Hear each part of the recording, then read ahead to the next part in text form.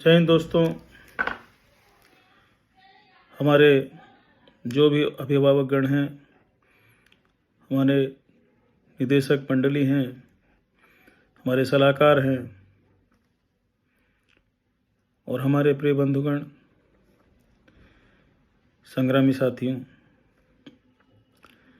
ये इस समय के लिए काफ़ी महत्वपूर्ण अपील है, क्योंकि समय एक विषम परिस्थिति से जूझने का है। ये कहीं ना कहीं बड़ा आघात है हमारे परिवहन उद्योग के लिए, ट्रक ट्रांसपोर्टर सारथी के लिए। इसे हम एक साजिश के रूप में देख सकते हैं कि आने वाले समय में जो इस देश की सरकार पूंजीपतियों की सरकार है, पूंजीवादियों की सरकार है, अडानी अंबानी की सरकार है, इसमें गरीब आम आदमी को जीने का हक नहीं है, ऐसा इन्होंने साफ संदेश दे दिया है। लेकिन मैं अपने सभी साथियों से कहना चाहूँगा कि हौसला नहीं खोना है। हमारे जीवन में न सुख है, समृद्धि है, न शांति है। सिर्फ एक चीज़ है हमारे पास और उसे हमें खोना नहीं है।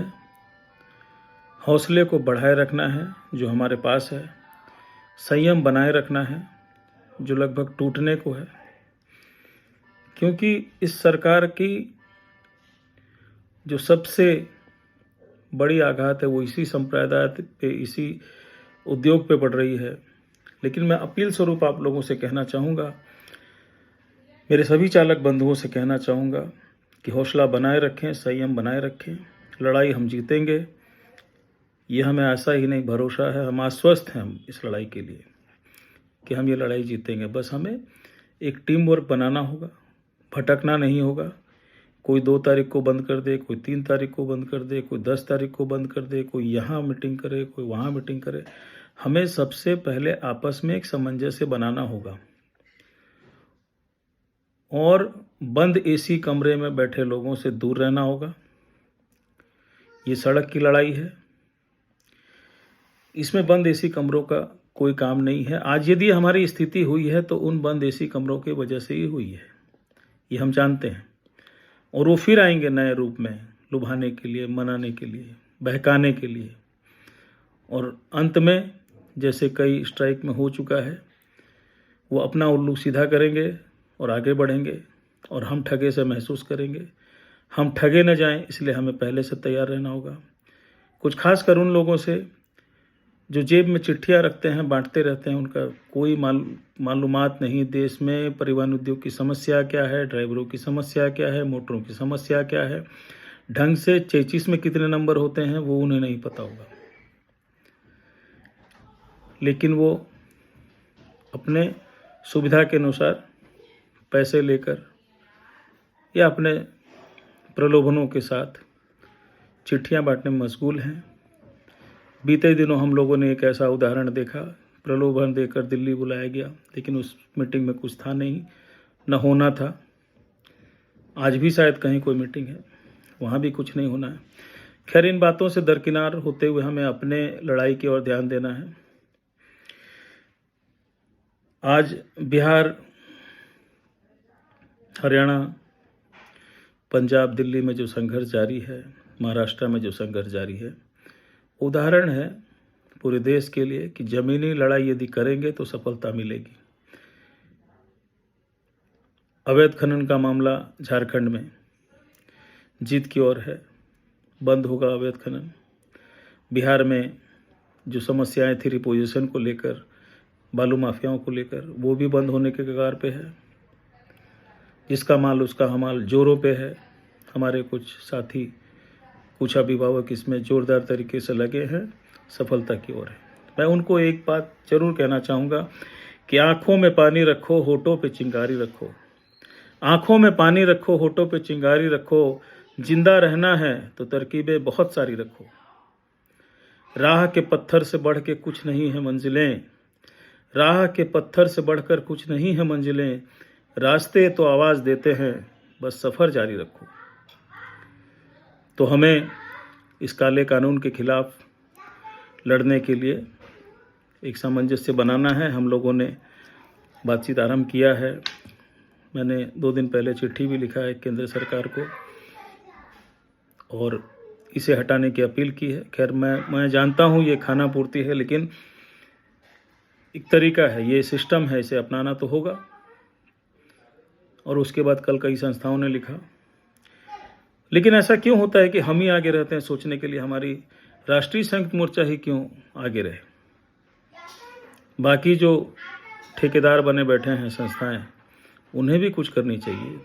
मैं संस्था का नाम नहीं लूँगा, लेकिन दुख की बात है कि 2 दिन पहले हमारे बिहार से किसी साथी ने किसी बड़े संस्था के बड़े से हुक्मरान से पूछा कि ये सारथी वाले मामले में हम क्या कर रहे हैं, तो उन्होंने कहा ये मामला मैं जानता नहीं हूँ, क्या है, आप बता पाएंगे क्या?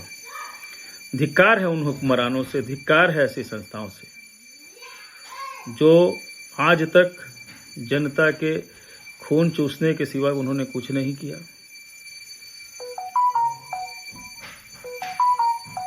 वक्त आ गया है बंधुओं, संस्थाएं छोटी हो, मध्यम हो, बड़ी हो, ईमानदारी से काम करें। ये अंतिम समय है, ये वार्निंग बेल है हमारे लिए। यदि हम अब नहीं सुधरे तो सुधरना मुश्किल होगा। हमें प्रयास जारी रखना है। ये कहते हुए मैं विदा लूँगा कि हो गई है पीर पर्वत, हो गई है पीर पर्वत से पिघलनी चाहिए, हो गई है पीर पर्वत से पिघलनी चाहिए, इस हिमालय से कोई गंगा निकलनी चाहिए। तो प्रयास इतना जोर हो कि हमारे परिणाम हमें चूमने को आए। हमारा संघर्ष इतना तेज हो कि ये सत्ता नसीन घमंड में जो डूबे हैं हुक्मरान, वो झुकने को मजबूर हो जाए। सारथी बंधुओं, लड़ाई बड़ी है, लड़ाई महत्वपूर्ण है, लेकिन हम जीतेंगे, इस आशा, ये आश्वस्त हैं हम लोग।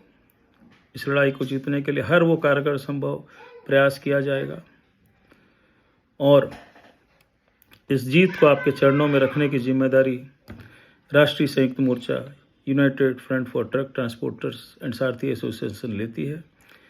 अपने हर संभव प्रयास के साथ हम आपके साथ खड़े हैं और ईमानदारी से